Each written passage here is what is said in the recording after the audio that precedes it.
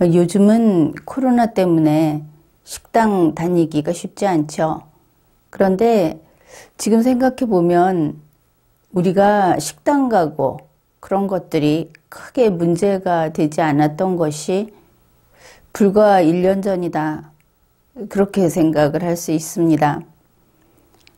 지난해 이맘때 아직은 그렇게 심하지 않았죠. 이제 그때쯤이면 우리가 식당을 갈 수 있었습니다. 큰 일도 아니었죠. 동네 보면은 아침 식사가 되는 식당들이 있습니다. 그리고 신도시 같은 데 가보면 아예 건물 하나가 다 아침 식사가 되는 그런 식당이 모여 있는 곳이 있죠. 보통 출근하기 전에 하면은 한 7시 그쯤이 가장 붐비는 것 같습니다. 그런 식당에 가서 갈치조림 백반을 주문하는 그런 경우를 생각해 봅시다. 사실은 우리가 종종 마주치는 그런 일이기도 합니다. 이렇게 갔을 때 주인이 이런 이야기를 하는 것이죠. 이거 정말 싱싱한 갈치다. 제주도에서 갓 잡은 갈치를 항공 운송으로 제주 직송으로 가져온 거다. 이제 이렇게 생색을 냅니다. 그러면은 손님들은 와 하면서 어쩐지 맛이 다르다. 뭐 이렇게 이제 대응을 하죠. 이 주인들이 그러면은 또 당연하다 이러면서 이거 오늘 새벽에 잡은 거다. 그렇게 가져온 거라서 다른 데는 없다. 이제 이런 식의 이야기를 합니다. 그러면은 이런 대화를 하는 그 주인과 보통은 단골 손님이 되겠죠. 이런 사람들이 그거 사실이라고 생각하고 그런 이야기를 할 것 같습니까?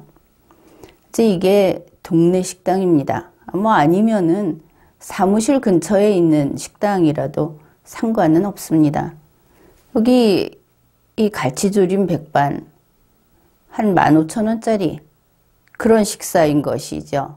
그런데 되겠습니까? 아침 7시에 가서 식사를 하는데 새벽에 제주도에서 갈치를 잡아서 항공 운송으로 가지고 왔다.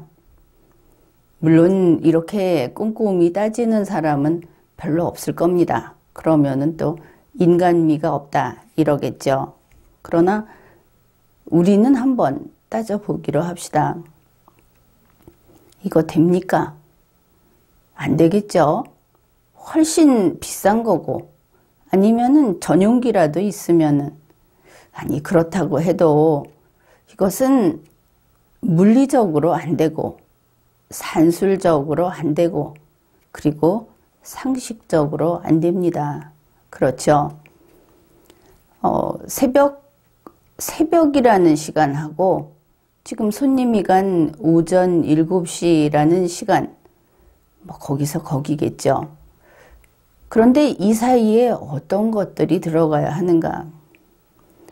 제주에서 어부가 갈치를 잡고 그것이 어시장을 들렀다가 뭐 그냥 마음대로 팔 수 있는 건 아니겠죠. 그 다음에 가격이 정해지고 비행기를 타고 인천공항으로 와서 그 다음에 거기에서 서울로 이렇게 실어 나르게 되는 겁니다. 그 다음에 식당 주인에게 도착을 하겠죠. 이 모든 것을 새벽과 오전 7시 사이에 한번 구겨 넣어 봅시다. 다른 거 다 그만두고 비용 빼고 시간만 넣어 봅시다. 안 되겠죠. 그런데 이런 식의 이야기를 하는 상인은 종종 있습니다. 그러니까 우리가 그런 사람을 보게 되고 또 그래도 웃고 넘어가죠. 그런데 이것이 대중과 관계된 것, 그 개인의 이야기가 아니고 대중과 관계된 것이고 혹은 계약과 관계된 것이고 그럴 때 이런 게 끼어들면 그건 안 되는 겁니다.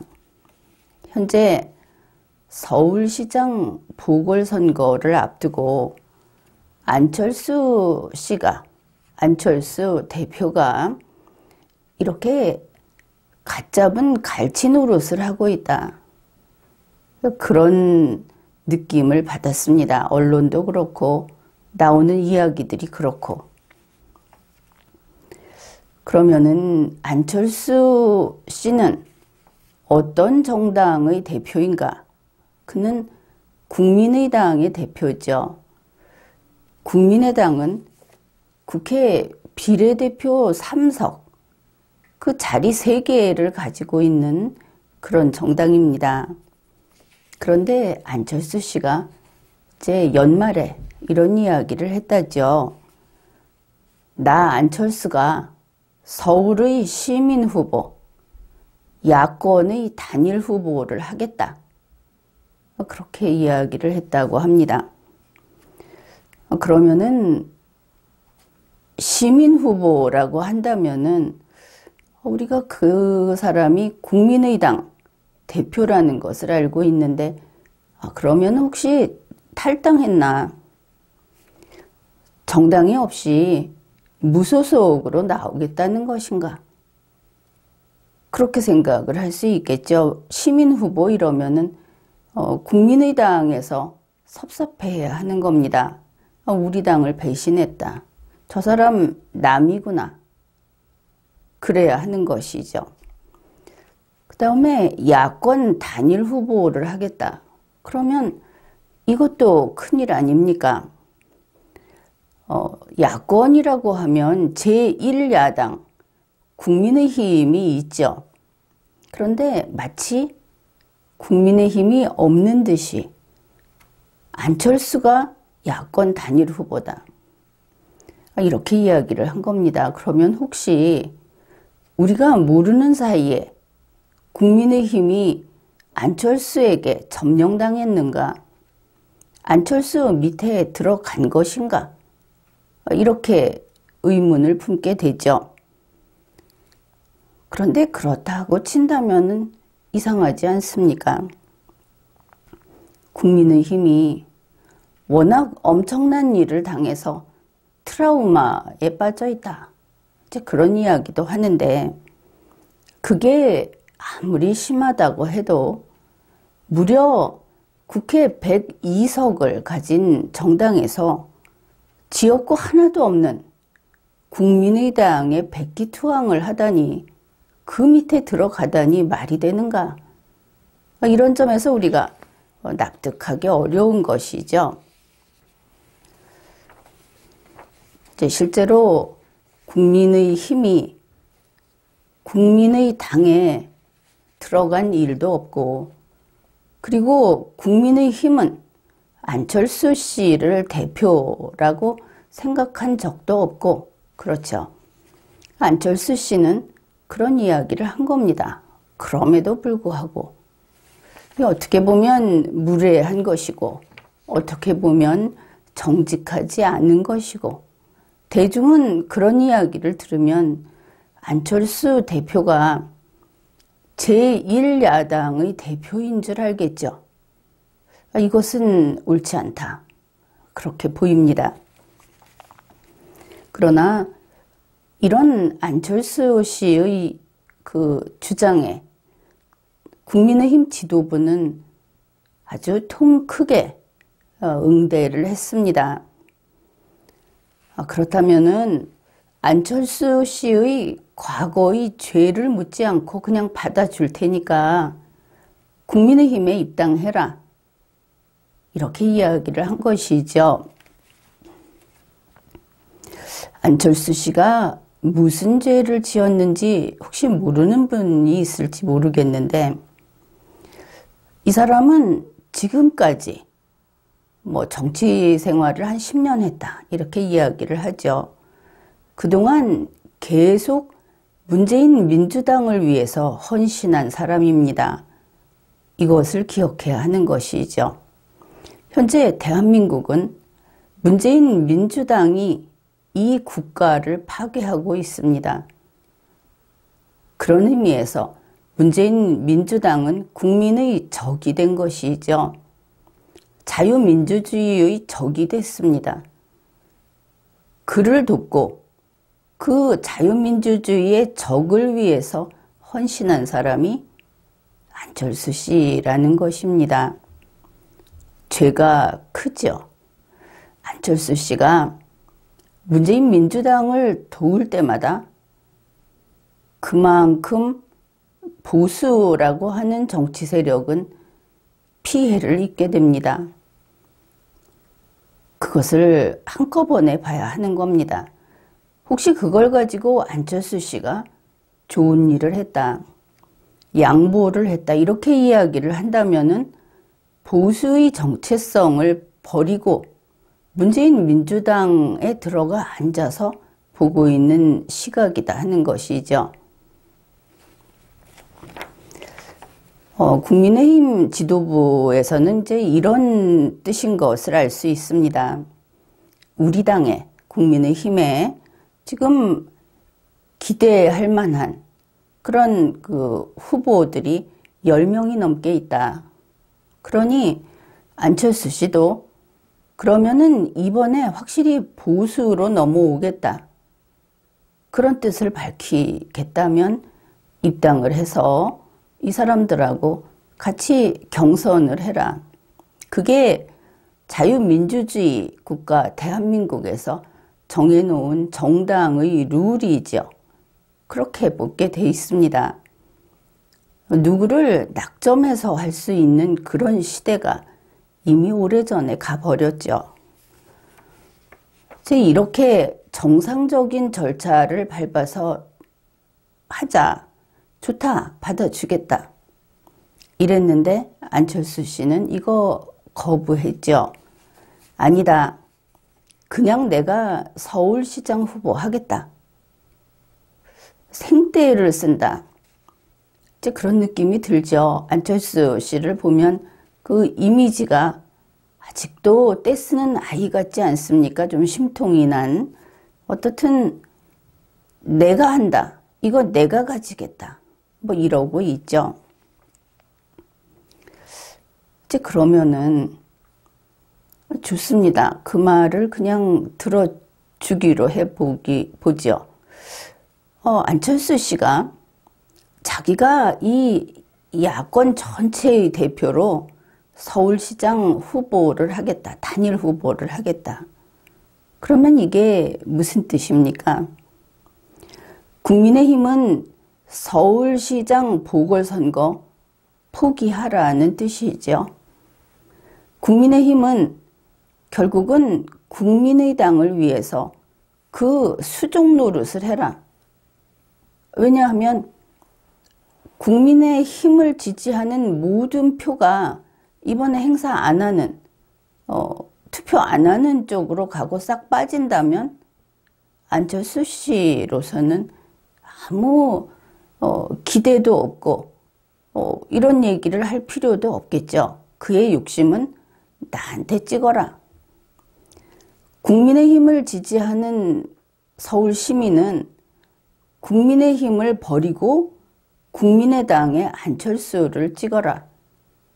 국민의힘은 그렇게 이야기해라. 뭐 이런 얘기를 한 거하고 같다. 그렇게 볼 수 있겠습니다.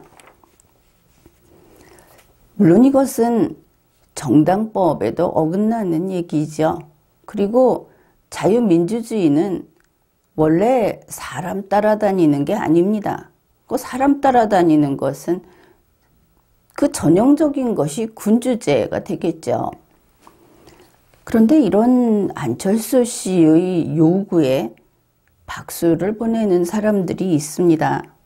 혹시 이 박수 보내는 사람들 가운데 국민의힘 당원이 있다면 그것은 안 될 일이죠.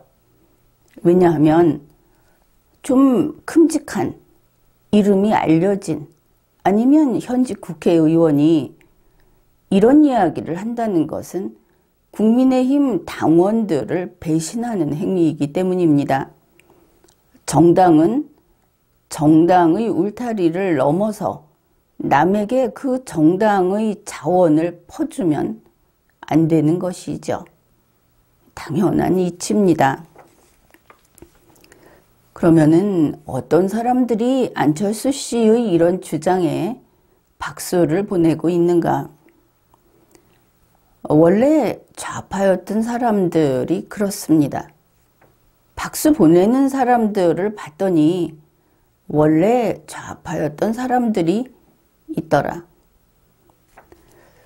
또 원래 안철수 씨하고 같은 정당이었던 사람들이 또 박수를 보내고 있습니다. 그 다음에 김종인 씨를 싫어하는 사람들이 그렇고 또 국민의힘을 미워하거나 국민의힘을 무시하거나 국민의힘을 깨뜨리고 싶은 사람들이 박수를 보내고 있습니다. 그러면은 이 사람들이 국민의힘을 적으로 여기면서 국민의 당을 제1야당으로 만들고 싶은 것인가? 그게 아니라면 혹시 조선시대 그 강화도령을 데려오듯이 안철수 씨를 서울시장 보궐선거에 데려와서 써먹고 그리고 그 승리의 결과는 국민의힘이 가로채려고 그런 속셈으로 박수를 쳤는가? 그런 사람도 있겠죠. 그런데 이런 겉다르고 속다른 사람들이 있다고 했을 때 그들의 꿈은 이루어지지 않는다. 이렇게 이야기를 해도 될 듯 합니다. 왜냐하면 안철수 씨는 갓 잡아온 제주갈치가 아니기 때문입니다. 이제 이 정도 얘기하면 다들 이해했겠죠. 안철수 씨가 갓 잡아온 제주갈치다. 이렇게 소문이 난 것은 아니 땐 굴뚝에 연기 날까 하는 말을 무색하게 좀 얼굴을 들 수 없게 할 정도로 그 근거조차 아주 희박하다. 거의 100% 가짜다. 이렇게 보이기 때문입니다. 혹시나 가짜 봐온 제주갈치일 수도 있지 않느냐. 지금 같은 상황에서 국민의힘이 서울시장 선거에 승리할 수 있게 그렇게 해줄 수 있는 그런 사람일지도 모르지 않느냐. 이렇게 그런 식의 질문을 하지 마십시오. 내가 아니라고 했지 않습니까? 이제 그만하면 좀 얘기를 들을 만한 때도 됐다. 이렇게 봅니다. 안철수 씨는 참 유난히 바뀌지 않더라. 요즘에는 눈썹을 눈사람 눈썹으로 수검댕이 붙여놓은 그 눈사람 눈썹으로 만들었다. 또 지난 대선 때는 목소리를 성대 수술을 한 것 같다. 목소리가 바뀌었다. 이런 그 얘기들도 있죠. 그런데 그거 빼면은 원래 안철수 씨 다운 짓, 늘 하던 대로 하던 짓을 하고 있습니다. 요즘에 보면은 반복해서 지난해하고 올해 갑자기 의사쇼를 하고 있죠. 예측했던 바대로 하고 있다. 작년에도 뚜벅이로 뭘 하겠다. 그것도 그 전에 우리가 듣고 알고 있던 것들이죠. 그렇긴 한데 문제는 안철수 씨는 정직하지 않다. 그게 문제입니다. 정치인이 그리고 지금 이렇게 갓 잡아온 갈치다 소리를 듣는 것은 어쨌든 그게 몇 사람이 됐든 그 대중에게 아직 사랑받고 있는 정치인이다. 이런 의미가 되겠죠. 그런데 대중이 사랑하는 정치인이 정직하지 않으면 어떻게 됩니까? 그러면 대중이 거기에 속아 넘어가게 되겠죠. 결국 그것과 관련이 있는 것이 지금의 그 뭐 24%인가 하는 그게 최고치로 보이죠. 하여튼 그 지지율입니다. 이거는 오류가 난 것이다. 또 오판의 결과다. 이렇게 볼 수가 있는 겁니다. 안철수 씨는 이런 주장을 하죠. 지난 4.15 총선에서 국민의당이 지역구 후보를 내지 않고 바로 그 후보를 내지 않은 것이 국민의힘에 양보한 거다. 그렇게 이야기를 합니다. 그러니까 이번에 서울시장 보궐선거에는 국민의힘에서 서울시장 후보 내지 마라. 그러니까 거꾸로 국민의당에게 혹은 안철수 씨에게 모든 것을 양보해라 이런 뜻이 되겠죠. 그런데 4.15 총선에서 지역구 후보 안 내고 양보했다고 하는 거 이거 사실이 아닙니다. 그거는 잠시 후에 따로 이야기를 하죠. 그러면 이제 국민의힘은 서울시장 후보 내지 마라. 이제 단일화하고 또 다른 개념으로 안철수 씨 혼자 나가서 독판으로 이 보수라고 하는 표를 다 가져가겠다. 그런 이야기죠. 그러면 한번 그걸 가지고 논의를 해봅시다. 안철수 씨의 뜻에 따라 또 뭐 이거 환영하는 홍준표 무소속 의원의 뜻에 따라 그 다음에 국민의힘 당적을 갖고 있으면서 안철수 씨를 지지하는 그런 사람들의 뜻에 따라서 이번에 서울시장 보궐선거에서 국민의힘이 선거를 포기하면 그러면 어떻게 될 것인가? 현재 문재인 민주당에서는 뭐 처음에는 추미애 씨가 나온다. 이러다가 박영선 씨가 나온다. 지금은 김동연 씨가 나온다 이러고 있죠. 누굴 내보내야 확실하게 1등이 될 것인가. 이걸 지금 저울질하고 있는 겁니다. 그런데 이 보수 쪽에서는 누가 나가고 싶은가 이런 이야기를 하고 있죠. 이게 상당히 다른 겁니다. 그래서 안철수 원하는 대로 해주자. 이제 이렇게 한번 해봅시다. 그러면은 안철수 후보는 어느 정당의 추천을 받은 후보인가?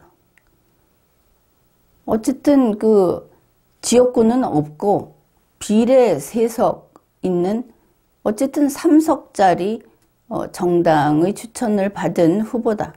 이렇게 볼 수 있겠죠. 김동연 씨는 어느 정당의 추천을 받은 후보자인가 나온다면 그러면 180석의 가지고 있는 정당의 추천을 받은 후보자다. 이렇게 될 겁니다. 이렇게 안철수 대 김동연 이렇게 대결을 한다고 해봅시다. 그러면 국민의당이 그러니까 안철수 후보가 문재인 민주당에 이길 것인가? 이게 핵심인 것이죠. 어떻게 보십니까? 이깁니까? 아니면 이기지 못합니까? 이거는 판단할 수 있지 않겠습니까? 투표함 안 열어봐도 알 수 있는 거 아닙니까? 안철수 씨가 요구하는 대로 국민의힘이 이번 선거를 포기하면 그 운동장에는 국민의힘은 못 들어가는 겁니다. 어째서 국민의힘이 빠지면서 국민의힘 당원과 국민의힘을 지지하는 그런 시민이 갑자기 안철수 씨를 따라다니겠습니까? 거기까지 생각을 못한 것이죠. 국민의힘이 이 표를 팔아 넘길 수 있다고 생각을 한 겁니까? 도대체 민주주의라는 것을 생각은 한 것이냐? 선거가 그냥 돈 계산처럼 숫자 계산으로만 보였던 것이냐? 그런데 그것도 오판한 것이죠. 운동장에 자기네 팀 그 응원을 하는 사람들이 그 유니폼을 입고 갔다고 합시다. 응원복을. 그러면 국민의힘은 국민의당의 유니폼을 못 입죠. 가운을 못 입죠. 당연한 거 아닙니까? 그러면 이걸 원하는가? 지금 박수친 사람들은 이걸 원하는 것인가? 저 모자라는 숫자 계산도 못하는 안철수 씨. 남의 떡이 커 보이니까 그냥 그거 내가 먹을게.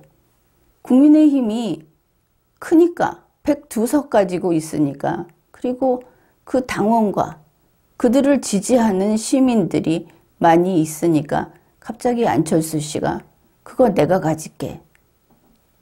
그런데 거기 박수 치는 사람들은 뭐냐 하는 겁니다.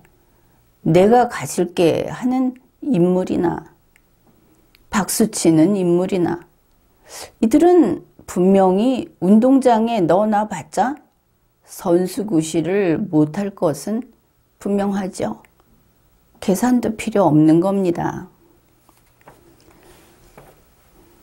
그래서 여기에 찬성을 하는 사람들은 국민의힘을 몽땅 국민의당에게 바치고 안철수한테 갖다 바치고 흡수되기를 원하는 것인가?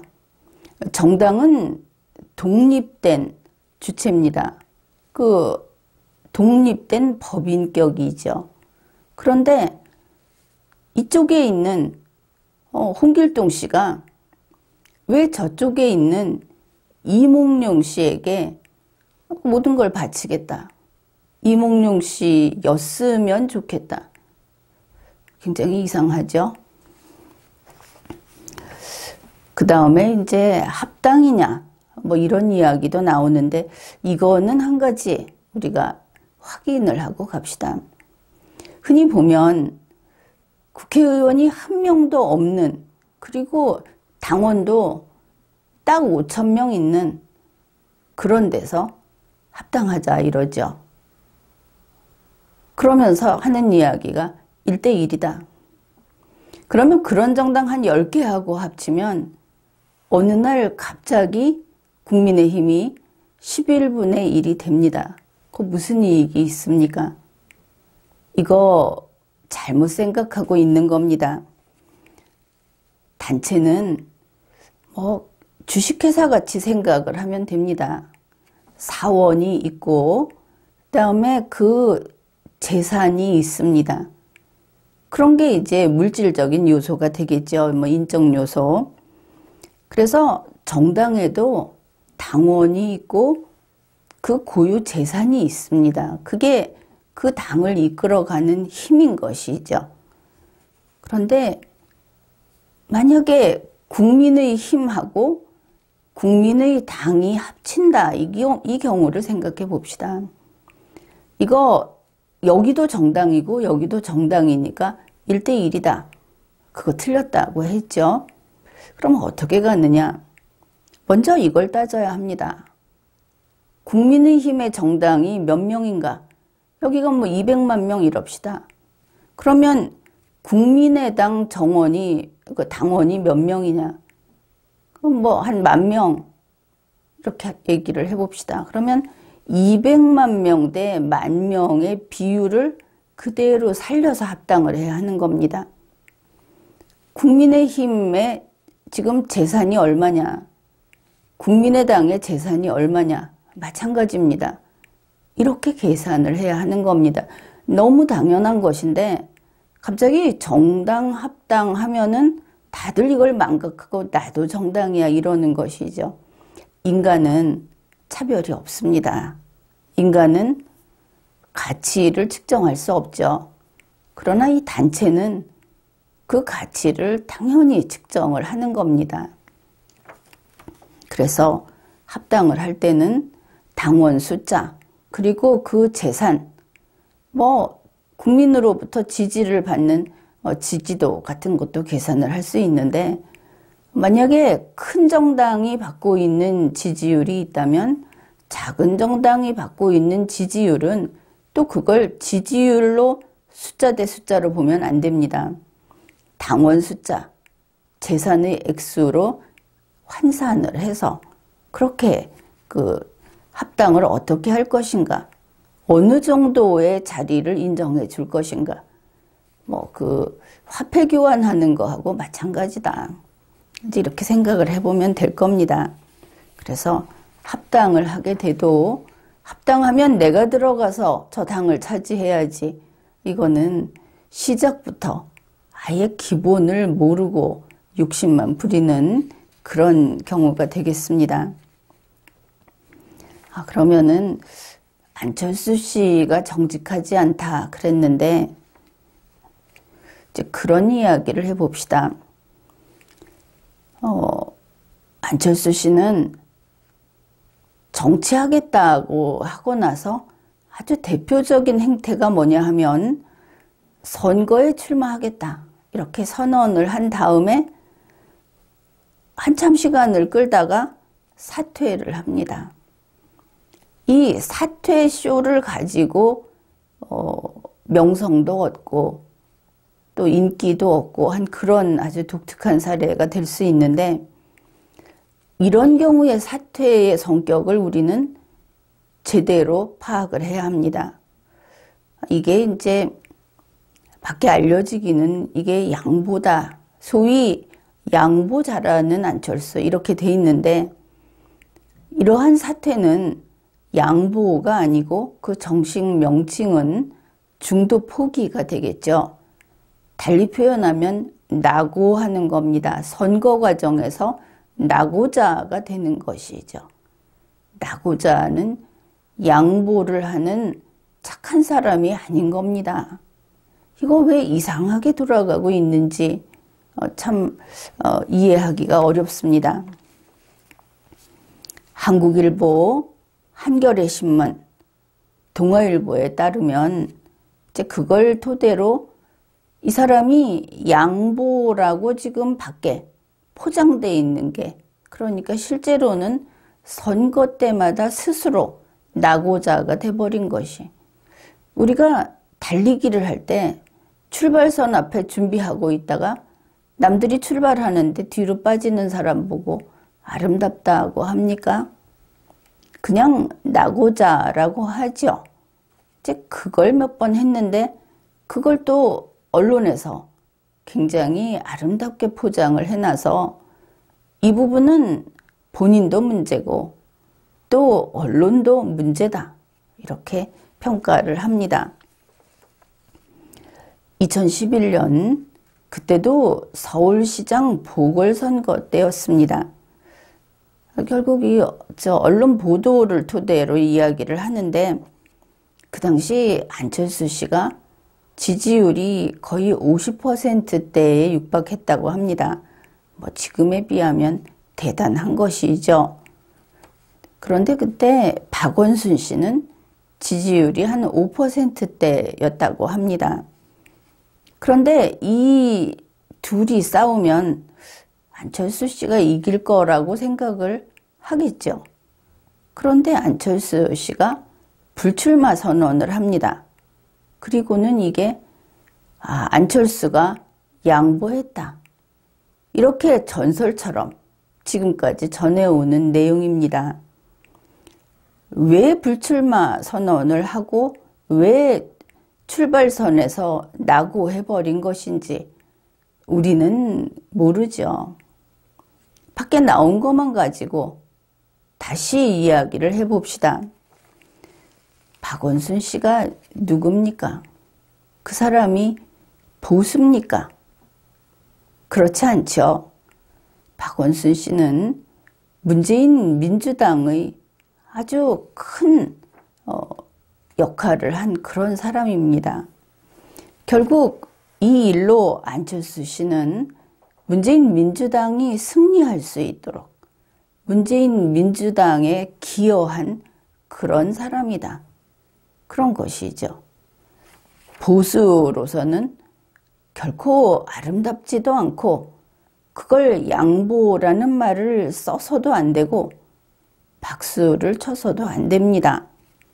다만 그는 중도 포기, 낙오함으로써 문재인 민주당을 도운 사람인 것이죠. 선거에 출마하겠다고 해서 사람들의 관심을 끌고 그리고 우리의 그 생활에 있어서 일정한 영역을 차지하고 있다가 갑자기 빠져버림으로써 문재인 민주당을 도왔다. 참 고도의 전술이다. 만일 계산을 했다면. 안 그렇다면 문재인 민주당은 억세게 운이 좋다. 이런 사람을 만나다니 이렇게 되겠죠. 그 다음에 2012년 대통령 선거입니다. 그때는 안철수 씨가 지지율이 별거 없었죠.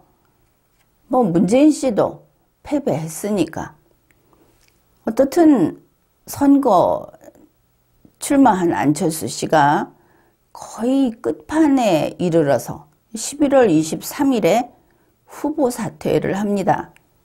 그리고는 12월 9일에 보면은 문재인 씨가 그 선거운동하는, 유세하는 자리에 그때는 그 색깔로 된 머플러를 둘렀는데 문재인 씨하고 같은 그 목도리를 두르고 문재인 선거운동을 했다. 이렇게 그 뉴스에 나와 있습니다. 그래 이것이 두 번째로 양보했다. 이렇게 알려진 사건입니다. 그러면 문재인이 누굽니까? 그가 보수입니까? 그렇지 않죠.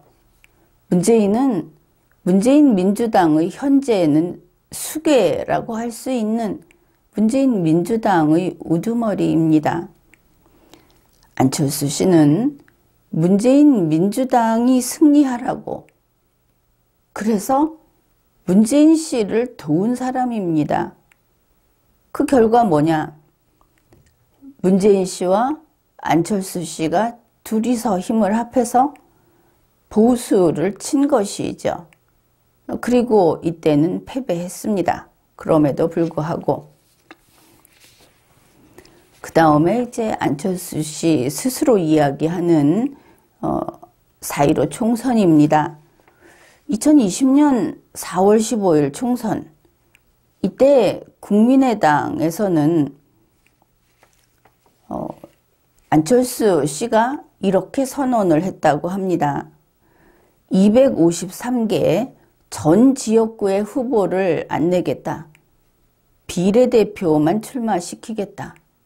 이렇게 선언을 했다는 것이죠. 그래 놓고는 지금 안철수 씨가 우리가 지역구에 후보를 냈으면 국민의힘에서 거기서 당선이 안 됐을 수도 있다. 우리가 안 냈으니까 그거 양보한 거다. 이렇게 주장을 하고 있습니다. 언론에서도 안철수 씨를 여전히 곱게 보는 언론은 이게 결국 국민의힘에게 양보를 한 거다. 국민의힘으로서는 이득이다. 이런 식의 보도를 한 것을 지금도 찾아볼 수가 있습니다. 그러나 이것은 사실이 아닙니다.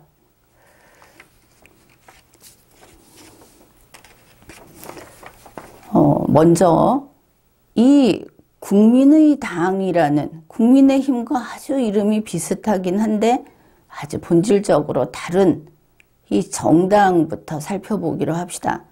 여러분은 국민의힘과 국민의당이 서로 이름도 비슷하고 합칠 수 있다고 생각할지 모르겠는데 그 당의 정치색을 봤을 때 이건 합칠 수 없는 전혀 다른 색깔이다. 그것을 알게 될 겁니다. 먼저 안철수 씨가 이 정당 행로, 그것을 어떻게 밟아왔는가를 살펴보기로 하죠. 안철수 씨는 2014년 3월에 민주당의 공동대표였습니다. 결국 문재인 민주당의 공동수계였다. 이렇게 말을 할 수 있겠죠. 그러면 안철수 씨의 정당은 어디입니까? 좌파 정당이다. 문재인 민주당이다 하는 겁니다.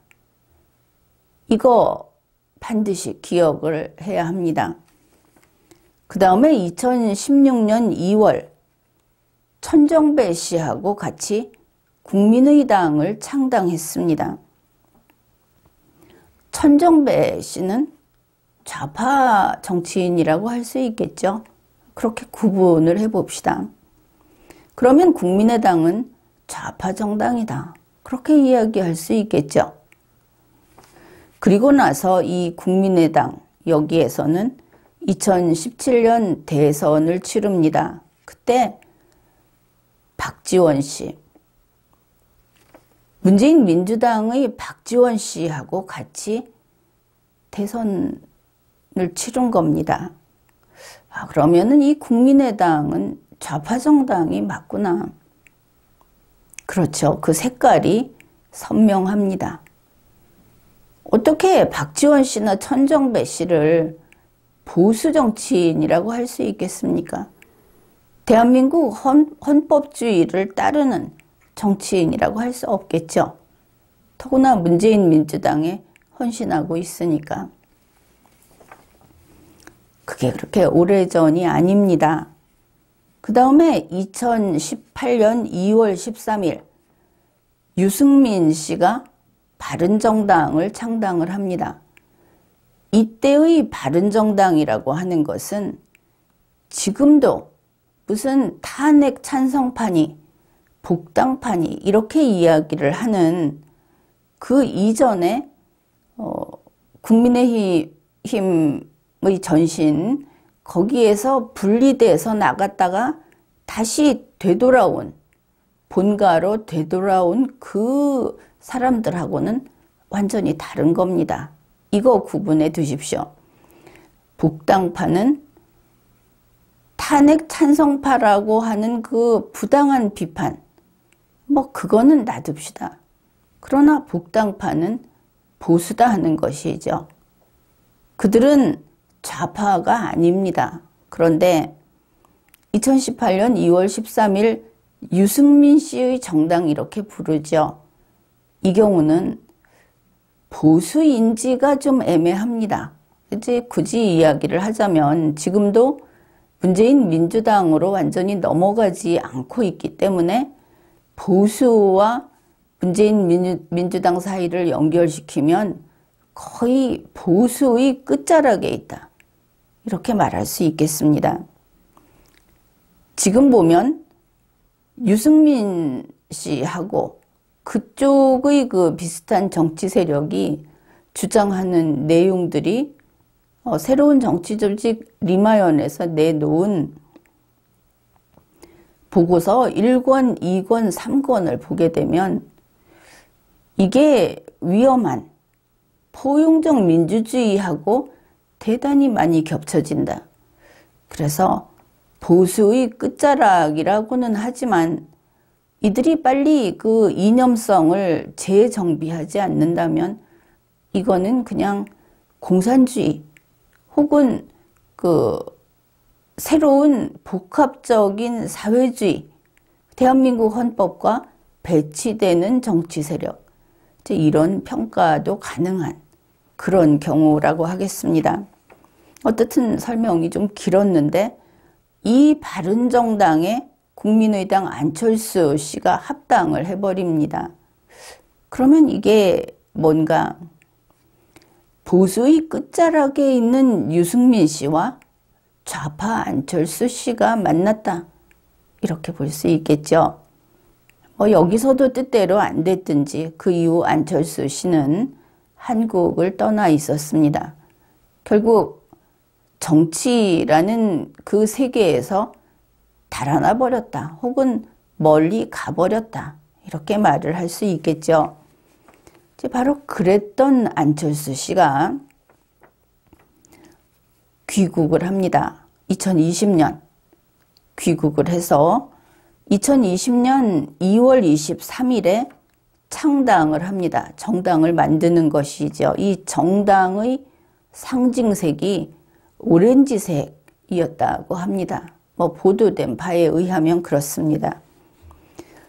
그리고 이 당명도 여러 가지 따지면 우여곡절이 있었다고 볼 수 있는데, 제일 처음에 중앙선거관리위원회에 가져간 것이 안철수 신당이랍니다. 이거 좀 어이없지 않습니까? 안철수라는 이름을 넣어서 개인을 받드는 정당, 김일성 정당처럼 안철수 신당이라는 이름으로 갔다는 겁니다. 그러니까 중앙선거관리위원회에서 안 된다 한 것이죠. 거기서도 밝히고 있습니다. 그러니까 그 다음에 이번에는 국민당 이렇게 가지고 갔답니다.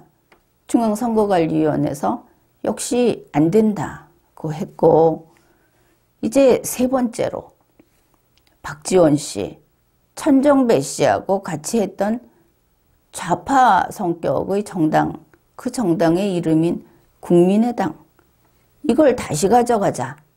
또 다시 가져갔다는 말도 있습니다. 어차피 다시 가져갔지만. 그래서 중앙선거관리위원회가 그걸 오케이 한 겁니다.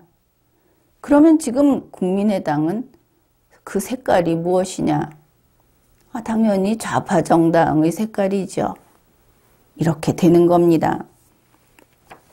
그러니 좌파 정당하고 국민의힘이라는 정통 보수 정당하고 합할 수 있겠습니까? 정당은 이념이 핵심이다. 그렇죠. 이념이 다른데 합해도 되느냐? 그냥 표를 모으기 위해서. 그런 정당이 존재해서 어디에 쓰겠습니까? 이제 4.15 총선 양보니 뭐니 하는 얘기, 그거를 해보기로 하죠. 이번 4.15 총선엔 선거법, 그 다음에 선거구 획정 다 문제 있다. 그거 지금 내버려 두고 있는데 그거 들여다보면 헌법 위반이 수두룩하다. 이런 이야기를 일전에 했었습니다. 여러분도 기억을 할 겁니다. 4.15 총선 바로 앞에 군소정당에게 유리하게, 그러니까 소위 게리맨더링 하면은 선거구 획정할 때 이야기를 하는데, 이번에는 비례대표 게리맨더링을 만들었죠. 바로 그런 선거법으로 4.15 총선을 치렀습니다. 그러니까 안철수 씨가 우리는 지역구의 후보자 안 낸다, 이렇게 선언을 했죠. 한번 찾아보십시오. 군소정당이 비례만 노린다. 뉴스가 수두룩합니다. 그 선거법 아래에서는 이게 가장 이익이 되는 수법이다. 누구나 알고 있었던 것입니다. 이거 양보 아닌 것이죠. 정의당에서 내놨던 기괴한 계산법은 좀 손을 보긴 했지만 결국은 이때 비례만 노렸던 군소정당은 원래 그거 자기 표 아닙니다. 단지 이 문제 있는 선거법 덕분에 그냥 덤으로 이익을 본 것이죠. 국회의원 3석, 이게 덤이다 하는 이야기입니다. 오히려 보수표를 빼내갔다. 그랬을 가능성이 크다. 그렇게 평가를 합니다. 그런가 하면 이게 양보가 아니다. 양보는 뭡니까? 서로 남남이죠. 국민의힘하고 국민의당은 남남입니다. 그러면 국민의당이 양보를 하면 대가 달라. 약속 안 하면 그냥 기부가 돼버리니까 그런 이야기가 있어야 하는 것이죠. 그런데 어떻든 양보 아니다 하는 것을 동아일보 2021년 1월 15일자 김순덕의 도발이라고 하는 데서 우리가 읽어낼 수가 있습니다. 이제 또 다른 자료인 것이죠. 이렇게 쓰여 있습니다. 긴 외유에서 귀국한 안철수 씨가 미래통합당, 그러니까 현재의 국민의힘과 연대를 단호하게 거부했다. 그러면서 안철수 씨가 이렇게 말을 했답니다. 여당과의 1대1 구도는 백전백패다. 그러니까 단일화하면 안 된다 하는 얘기죠. 그런데 이게 지금 와서 보면은 좀 흥미로운 것이, 그러면 안철수 씨는 그 단일화를 반대하지 않았습니까? 결과가 그거죠. 그런데 지금 나오는 이야기는 서울시장 보궐선거에서 단일화 안 하면 필패다. 이런 이야기 하지 않습니까? 그게 안철수 씨에게 박수치는 사람들이 얘기하는 논거죠. 안철수 씨와 정반대의 주장을 하면서 안철수 씨에게 박수치고 있는 이런 장면을 우리가 보고 있다. 그렇게 되는 겁니다. 어떻든 이 뉴스에 따르면 연대를 거부했다. 같이 따로따로 싸우자. 그런데 양보했다. 양보 협의도 한 적이 없는데 이렇게 되겠죠. 따라서 안철수 씨의 4.15 총선 지역구 양보 주장은 터무니없는 얘기다. 또 하나는 그 당시 국민의당에는 지역구의 후보자를 낼 능력이 없었다. 이제 그런 부분입니다. 급조한 정당이 아닙니까? 한겨레 신문 2020년 3월 27일 뉴스입니다. 아주 크게 제목부터 뽑아놨습니다. 국민의당 총선 준비 안철수 원맨쇼. 지역구 후보 없는 1인 정당의 한계. 그래서 거기 뚜벅이 작전이 어떻고 항상 안철수 하나만 바라보고 있는 정당이다. 정당의 그 구호도 또 선거 유세도 다 안철수 하나에만 집중돼 있다 하는 내용이 들어 있습니다. 정당 자체를 밝히는 게 없는데 정당표를 받아서 3석을 확보했다. 그런 것이죠. 결국은 그 3석은 나쁜 선거법, 그 다음에 안철수가 받은 거다. 이렇게도 볼 수 있지 않겠습니까? 그런데 이것을 이제 다른 측면에서 봅시다. 그래도 그게 이름이 정당인데 그 정당에 모여서 5,000명, 그 다음에 직위 차지하면서 특별당비 내는 사람들은 선거 나가고 싶지 않았겠습니까?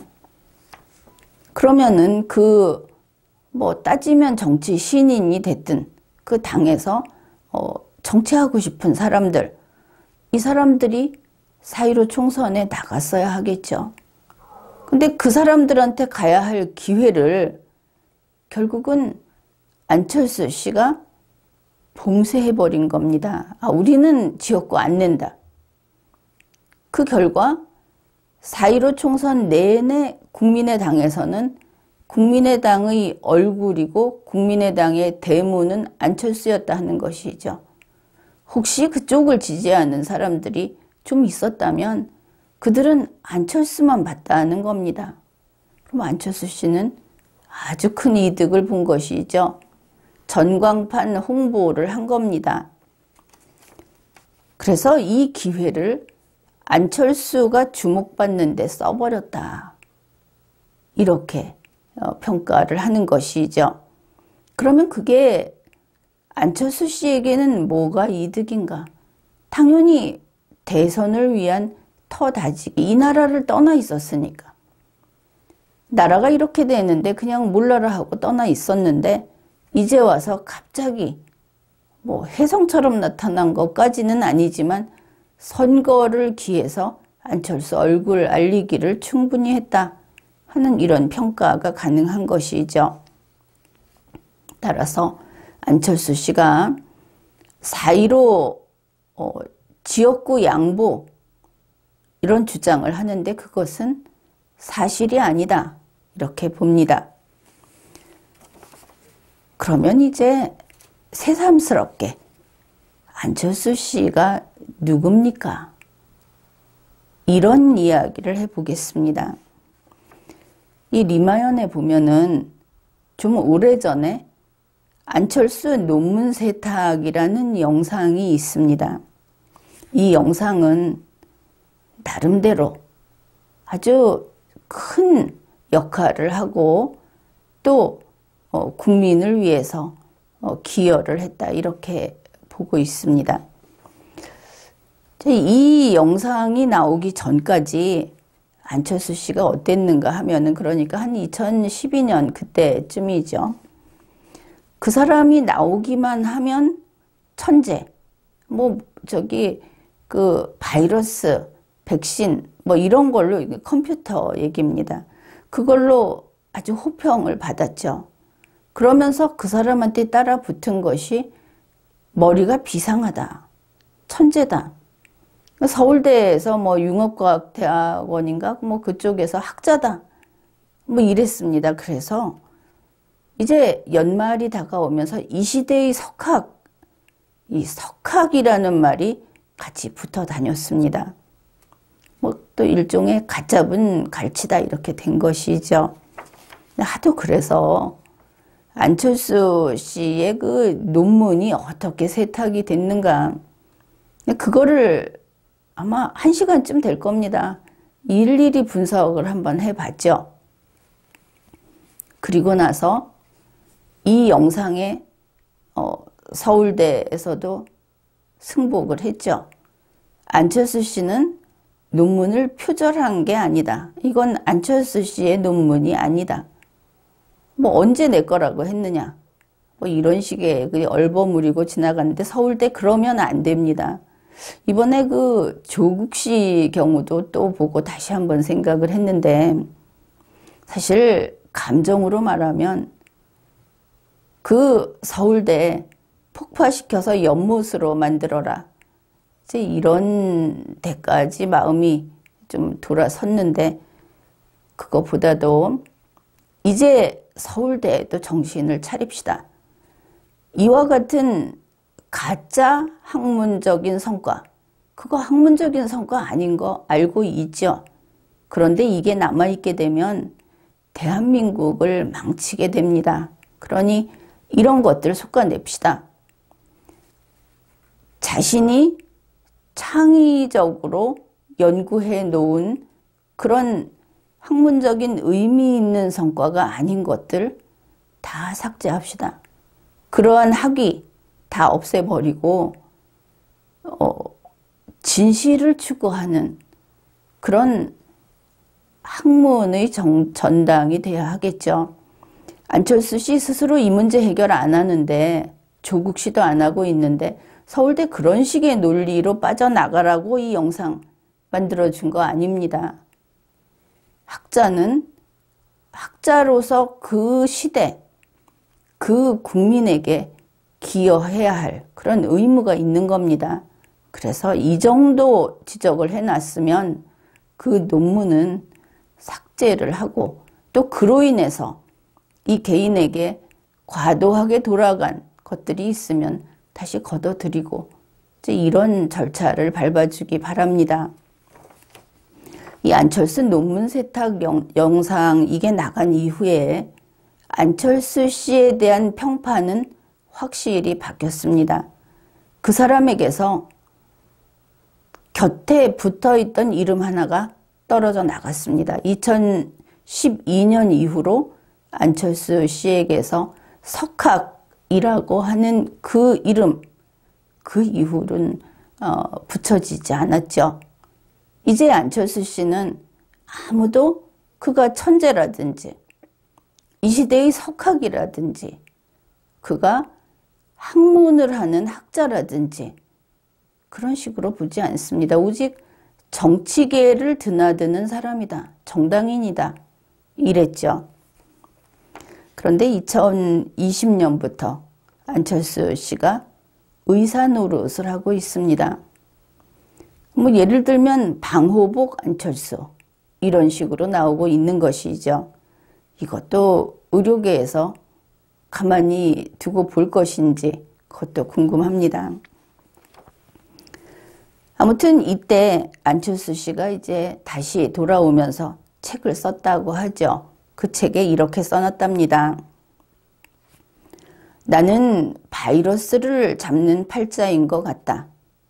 지금은 낡은 정치 바이러스를 잡고 있다. 이렇게 써놨다.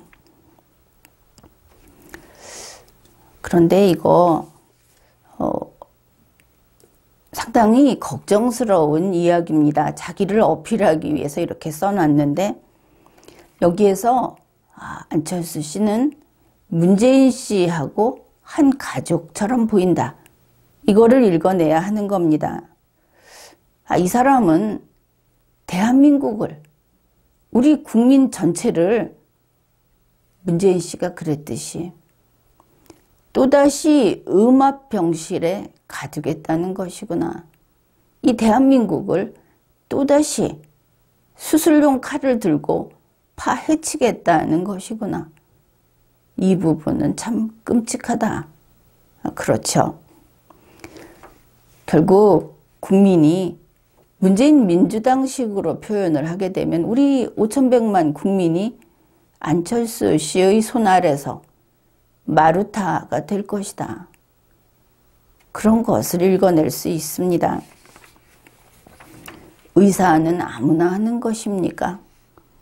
안 그래도 조민이라는 그 조국 씨 딸, 그 사람이 지금 뭐 의사 시험을 봤다고 해서 국민들이 뭐 억장이 무너진다 하죠. 그걸 갖고 또 그쪽에서는 반성 없이 행복해하고 있다. 뭐 이런 뉴스도 나오고 하는데 의사가 무엇인가? 우리 잠시 생각을 해봅시다.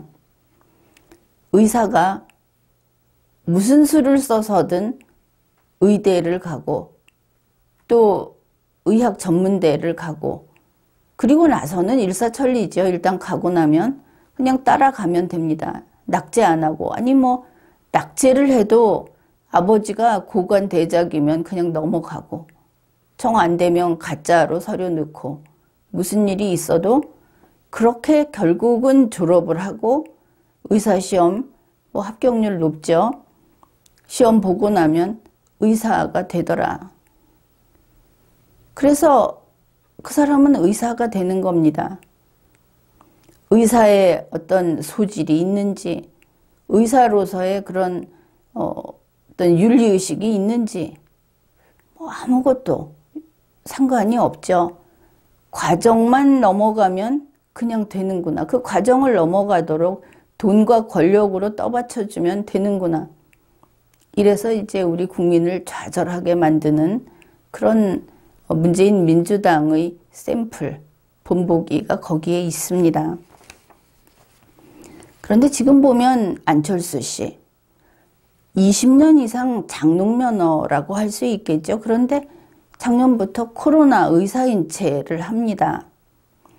그 의사가 시험 합격증만 들고 있으면 의사냐? 예.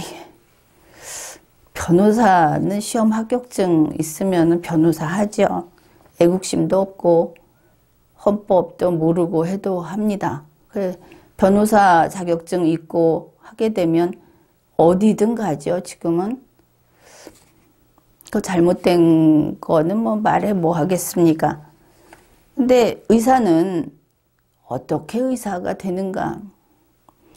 의사는 환자를 직접 보고 거기에 대해서 환자의 상태를 보고 진단하고 그 다음에 그 추이를 지켜보면서 이렇게 실전을 통해서 의사가 됩니다. 진료를 하면서 의사가 된다. 이런 뜻이죠. 그 의사가 환자를 진료하는 그 한 건 한 건은 결국은 병이 치유되고 혹은 악화되는 것을 막고 이런 식으로 치료를 하면서 의료적인 성공을 거둔 것이다. 이렇게 평가를 할 수 있습니다. 의사의 실력은 바로 그와 같은 한 건 한 건의 성공이 계속 쌓여서 1년 가고 10년 가고 30년 가고 이렇게 성공이 축적돼서 실력 있는 의사 이렇게 되는 것이죠. 그러면서 아직도 더 연구하고 아직도 내일을 향해서 계속 노력하는 그렇게 평생 의사가 되어가는 그 길을 걷는 것이 의사입니다. 의사는 그렇게 되는 것이죠. 그런데 안철수 씨는 정치인 안철수 씨 아닙니까? 그런데 그냥 와서 의사 행세를 했습니다. 이번에 선별진료소에서 한 시간 반 정도 쇼를 했던가 그랬는데 뉴스는 대단한 의료봉사를 한 것처럼 보도를 했죠. 지난해 봄에는 안 그랬습니까? 그때도 선거 무렵이었다고 뉴스가 나와 있었습니다. 정확히 살펴보지는 않았는데 초췌한 모습으로 그렇게 땀에 젖은 안철수의 뒷모습을 언론에서 막 띄워준 것이죠. 언론도 좀 똑바로 하십시오. 그 사람이 정치인일 때는 이게 선을 그어야 될 거 아닙니까? 다른 의사들 어디 그렇게 사진 찍었습니까? 얼마나 자기 자신이 능력의 자기를 지키는 그 능력의 한계를 느끼면서 일을 하는 그런 의사들 언제 그렇게 찍었습니까? 안철수 씨 찍어 올릴 때 차라리 그런 의사들 거기에 어려운 점이 뭔지 그걸 했어야 하는데 안철수 씨를 그냥 무슨 잡지 표지 모델처럼 해서 찍어 올렸습니다. 이거 비겁하고 이거 추악합니다. 이런 언론은 반성해야 하는 겁니다. 그리고 그걸 타고 정치하는 사람, 그거 나쁜 사람이죠. 아무튼 의사 쇼를 지금 하고 있다. 그런데 안철수 씨는 대한민국을 치료하겠다고 합니다. 2012년인가 그때쯤에 안철수 씨 인기 있을 때 그때 이 나라는 격차가 너무 커서 안 된다. 이 나라를 치료하겠다. 그런 이야기해서 깜짝 놀랐습니다. 안철수 씨는 대한민국을 병든 나라로 보고 있구나. 그때 그런 방송도 했었습니다. 그가 수술용 칼을 들고 덤벼들었다는 것이죠. 이 나라 이 국민에게 그 점에서 문재인 씨하고 똑같습니다. 문재인 씨는 자기가 의사라는 말은 못하지만 마치 자기가 해본 적도 없는 판사 노릇을 하고 있죠. 이 나라는 병들었고 죄지었고 그런 범죄자들이다. 이 국민들은 이 나라는 다 그렇다. 내가 교정을 하겠다. 내가 심판을 하겠다. 그런데 안철수 씨, 내가 치료를 하겠다. 내가 수술을 하겠다. 이러고 있습니다. 이와 같은 국가와 국민을 자기들이 치료하고 심판하고 바꿀 수 있다고 생각하는 이거 다른 말로 독재라고 합니다. 어이없는 독재를 우리가 21세기에 마주친 것이죠. 더구나 현재 대한민국이 어떻습니까? 이 독재 때문에 독재의 폐해가 극에 달아 있는 우리나라 아닙니까? 그런데 또 문재인2가 나오겠다고 하고 있습니다. 안철수 씨, 문재인 씨 같은 사람들 아주 오만하죠. 목소리나 말씨가 그렇다는 게 아닙니다. 애초에 자기 앞에 작은 아이가 하나 있어도 내 마음대로 할 수 없습니다. 사람은 각각 독립된 행성입니다. 그런데 5,100만 국민을, 이 5,100만의 터전인 국가를 자기들이 고치겠다. 자기들의 그 작은 머리와 작은 눈으로 판단하고 뜯어 고치겠다. 이거 오만한 겁니다. 그리고 용납할 수 없죠. 그러면은 이제 다시 이 나라라는 것을 한번 이야기해 봅시다. 이제 망망대해입니다. 배가 5,100만 척이 있습니다. 배마다 주인이 있는 것이죠. 좀 줄였습니다. 행성보다는. 이 배마다 국민 한 사람 한 사람이 있어서 그 배를 관리하고 유지하고 그리고 배가 계속 떠 있고 앞으로 전진하도록 쉽게 그냥 노를 젓는다고 이야기를 해봅시다. 국민 한 사람 한 사람이 자기 배를 노 젓고 있습니다. 이 5,100만 척의 배가 떠 있는 것을 밖에서 보면 이게 대한민국이라는 함대라고 이야기를 할 수 있죠. 배의 무리, 배의 한 집단 이렇게 볼 수 있습니다. 그런데 문재인 씨 그리고 이번에 안철수 씨 같은 사람 대통령 선거의 후보자로 나오는 사람들 지금까지 그런 사람들이 좀 많았는데 이렇게 이야기를 하는 겁니다. 이 함대에는 문제가 있다. 여기 격차가 있다. 이거 내가 해결하겠다. 그러니 이제부터 모두 내가 시키는 대로 해라. 결국은 내 배에 와서 내 방식으로 내가 시키는 대로 해라. 이렇게 이야기를 하는 것이죠. 그러면은 국민들은 자기 배를 지켜야 하는데 자기 배를 가지고 전진해야 하는데 이 대통령이라는 혹은 강력한 정치인의 말을 듣고 자기 배를 떠나서 그 정치인의 밑으로 들어가게 됩니다. 싫다고 하는 사람도 있겠지만 법을 만들어서 강제로 따르게 하거나 아니면은 실질적으로 어떤 힘을 미칠 수 있다는 것을 보여줘서 그러면은 위협이나 권력의 위압이나 이렇게 되겠죠. 아니면 달콤한 말로 꼬드겨서 선동을 통해서 국민을 강제하고 제 뜻대로 조종하는 겁니다. 통제하는 것이죠.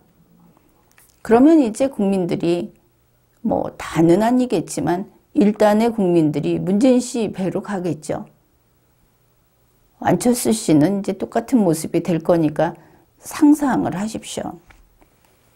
그러면 어떻게 되는가? 이러면 국민들의 배는 노젓지 않는 배가 되겠죠. 국민은 자기 배를, 자기 인생을 살아야 되는데 문재인 씨 시키는 대로 따라가서 살다 보면 자기 인생은 멈춰서게 됩니다. 국민의 배는 멈춰서고 그러다 보면 침몰하게 되는 것이죠. 그러면 문재인 씨의 배는 멀쩡할까? 그렇지 않죠. 그것도 침몰합니다. 다행이라고 할 것은 국민의 배보다 먼저 침몰한다. 그런 것입니다. 왜냐하면 문재인 씨는 머리가 우수한 자가 아닙니다. 삼류라고 했죠. 뛰어난 자가 아니다 하는 겁니다. 뛰어난 자가 아닌 경우에 가장 쉽게 볼 수 있는 게 뭡니까? 시험 볼 때 문항을 잘못 읽습니다. 자기의 선입견을 가지고 딴소리를 하는 것이죠. 여기에 동그라미가 몇 개 있느냐 하고 물었는데 동그라미가 아니고 세모를 찾고 있다. 질문부터 이해를 못했기 때문에 문제를 잘못 읽었다. 그러면 답을 찾을 리가 없죠. 거기다 더 나쁜 것은 이들이 하고 있는 해법, 경제정책, 정치적인 어떤 것들, 역사를 바꾸겠다 하는 그런 것들. 이 풀이를 뒤에 있는 정답을 보고 베껴오는데 3년이니까 잘못 베껴왔습니다. 그러면 될래야 될 수가 없겠죠. 그래서 국민보다 먼저 이 독재자의 배가 먼저 침몰한다 하는 겁니다. 바로 이 점은 안철수 씨의 그 지금까지 대중을 보고 이야기했던, 자기를 홍보했던 말과 글 속에서 그도 동일하다. 이런 평가를 했습니다. 그도 능력이 없습니다. 자아도취증도 대단합니다.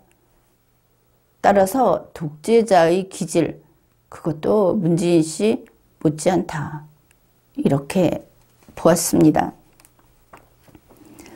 결국 문재인 씨 같은 독재자, 또 세상을 내가 치료하겠다고 하는 안철수 씨 같은 사람들, 이 사람들을 사람의 어떤 그 성숙도로 가지고 이야기를 하자면은 아직 철부지 아이들 같다. 그것도 삐뚤어진 철부지 아이들이다. 이렇게 이야기를 할 수 있습니다. 거기에 비해서 우리 국민들은 리걸 마인드가 있고, 그리고 책임감이 있는 어른들이다. 이렇게 봐야 하겠죠. 국민 여러분이 반드시 기억해야 할 것은 독재는 망하고야 만다 하는 겁니다. 여기에 대해서는 의심하지 마십시오.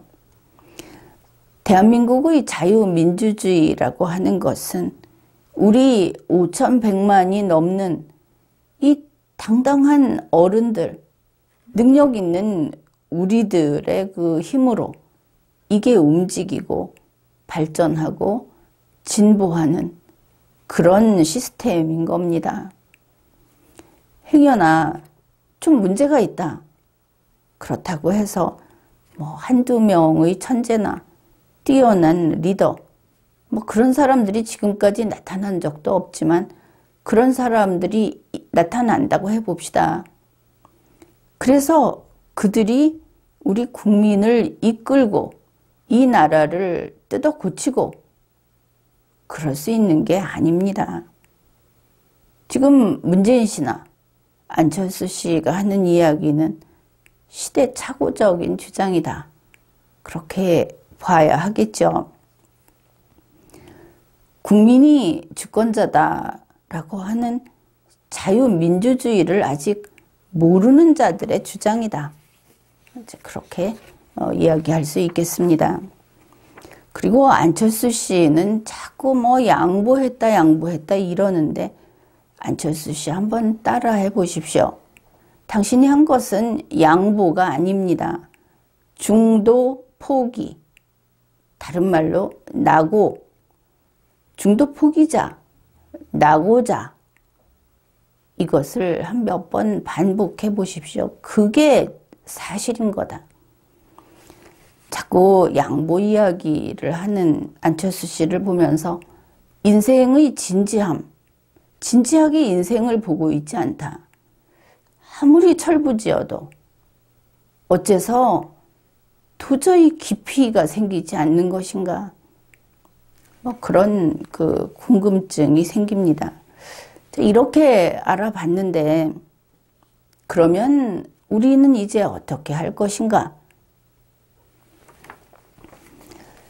현재 안철수 씨하고 관련해서 여론조사를 보면은 여론조사에서 24%인가 나왔다고 하죠. 그러면 그 24%가 어떻게 나왔나 한번 생각을 해봅시다. 보수 쪽에서는 안철수는 갓 잡은 제주갈치다. 이렇게 믿고 표를 줬을 수 있겠죠. 좌파 쪽에서는 안철수가 나와야 우리가 이기지, 보수 패배해라, 이러면서 준 표일 수 있을 겁니다. 결국 이렇게 해서 받은 24%인 겁니다. 그러니 24% 인기율, 여기에 군침 흘리지 말자 하는 것이죠. 게다가 이번 서울시장 보선, 이거 2위 쟁탈전이 아니죠. 1위를 해야 하는 겁니다. 그러면 설령 24% 받는다고 합시다. 그거 가지고 1위 할 수 있겠습니까? 따라서 현재 안철수 씨에게 남보다 유리하다 하는 것은 여론조사 인기율 24% 이거밖에 없죠. 그러면 24% 인기 투표는 의미 없다, 이렇게 봐야 하겠죠. 이제 그 다음 문제는 안철수 씨의 정체성을 제대로 인정하자 하는 겁니다. 안철수 씨는 민주당 사람인 것이죠. 지금 자꾸 그 사람을 보수 그러는데 그 사람은 민주당 사람입니다. 게다가 박지원 씨하고 같이 한마음으로 대선에 나왔었죠. 지금 박지원 씨가 국정원장입니다. 문재인 씨의 그 청와대에 있는 것이죠.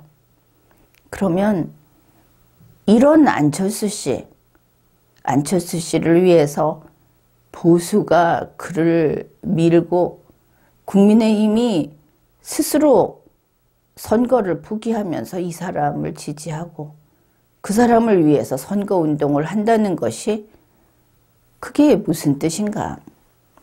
박지원 씨를 위해서 그걸 하는 것이고 문재인 씨를 위해서 그걸 하는 거다. 이렇게 보면 그 색깔이 분명하게 보이고 이거 잘못됐구나, 그렇게 판단을 하게 될 겁니다. 이념적으로 안 된다. 그런데 우리가 안 된다고 하기 전에 안철수 씨가 먼저 그런 이야기를 했죠. 안철수 씨는 국민의힘과는 절대 합당할 수 없다, 이러지 않았습니까? 거참 이상하죠. 자기가 민주당에 들어갔던 사람이, 아니 민주당을 위해서 자기의 그 기회를 포기했던 사람이, 그 사람 말에 따르면, 그리고 문재인 민주당하고는, 그쪽하고는 합당을 했던 사람이 보수 국민의힘 하고는 할 수 없다. 뭐 이제 분명한 것이죠. 안철수 씨는 좌로 갈 수는 있어도 우로는 절대 올 수 없는 사람이다, 그런 겁니다. 그러면서 지금 보수는 나 안철수를 밀어라, 국민의힘 너희는 살아있어도 살아있는 게 아니니까 그냥 나의 발받침이 되라, 이러고 있는 것이죠. 사실 정치색이라고 하는 것은 일종의 유전자 같은 겁니다. 안철수 씨는 이렇게 보면 좌파 유전자를 가진 사람이다, 이렇게 봐야 하겠죠. 문재인 민주당을 비판한다고 해서 그가 보수일 거라고 생각하는 것은 말도 안 되는 이야기입니다. 그런 것이죠. 정의당도 때때로 비판하지 않습니까? 안철수 씨는 지난 10년간 좌파였고 좌파를 위해서 일했습니다. 그리고 좌파로서 선거에서 패배했죠. 뭐 중간에 낙오되지 않으면은 패배했습니다. 그는 무능합니다. 그리고 앞에서 이야기했듯이 그런 것을 근거로 그는 부정직하다. 이렇게 이야기를 하겠습니다. 그런데 그는 선거 때마다 보수 쪽으로 건너와서 소위 야바위판을 벌였습니다. 우리가 그것을 알고 있죠. 자, 이렇게 안철수 씨의 정체성, 이제 그것을 짚어봤습니다. 그러면 승률은 어떤가? 결과는 어떤가? 그것도 봐야 하겠죠. 안철수 씨의 바로 이와 같은 10년은 실패의 연속이었습니다. 서울시장 보선, 나고 됐든 말았든 실패했죠. 대선 실패했습니다.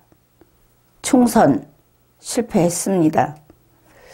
정치인 안철수, 그 개인도 바로 이러한 선거에서 실패했습니다. 그뿐 아니라 그가 몸담고 있는 정당까지 실패한 것이죠. 그는 실패만 한 그런 인물입니다. 성공한 것이 없다 하는 것이죠. 자, 이르니 그는 갓 잡은 갈치도 아니고 정체성은 좌파고 그리고 내리 실패했고 그럼에도 불구하고 자기 자신이 너무나 훌륭해 보여서 자기를 모셔라, 모셔 올려라. 이게 우리가 다시 낱낱이 살펴본 안철수 씨다 하는 겁니다. 그러면은 이런 인물은 결국 정치계에서 가치 없는 인물이다. 이렇게 평가할 수 있겠죠. 가치 없는 존재다. 그런 겁니다. 갓 잡은 갈치가 아니다. 그러니 이제 대한민국을 지키고 대한민국 헌법을 지키는 국민은 이제 안철수는 그만 끝내기로 합시다. 헌법주의 세력은 반헌법주의 세력과 손을 끊어야 하는 겁니다. 지금까지 리걸마인드 연구소였습니다.